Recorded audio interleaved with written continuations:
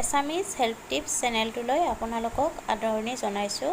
আপোনালোকে বাৰু ভাতকেৰেলা খাই ভাল পায়নে? আপোনালোকে জানেনে বাৰু ভাতকেৰেলাত কিমান ঔষধি গুণ আছে? তেন্তে আহকচোন ভাতকেৰেলাৰ ঔষধি গুণৰ বিষয়ে অলপ জানো। ভাতকেৰেলাই এলাৰ্জি আঁতৰ কৰে।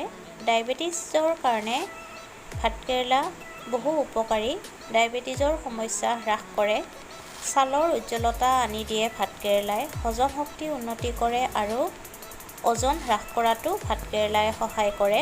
ভাতকেৰেলাত প্ৰচুৰ পৰিমাণে প্ৰ'টিন আৰু আইৰণ থকা বাবে ই আমাৰ বহু পৰিমাণে উপকাৰী হয়। সেইকাৰণে এই পাচলিবিধ আমি বতৰৰ ছিজনত যিমান পাৰোঁ খাবলৈ চেষ্টা কৰিব লাগে আৰু সৰু সৰু ল'ৰা ছোৱালীকো ভাতকেৰেলা খুৱাবলৈ যত্ন কৰিব লাগে বিভিন্ন ধৰণে ৰান্ধি। আজিৰ ভিডিঅ'টো ইমানেই। পুনৰ উপস্থিত হ'ম। আজিলৈ আহিলোঁ। ধন্যবাদ।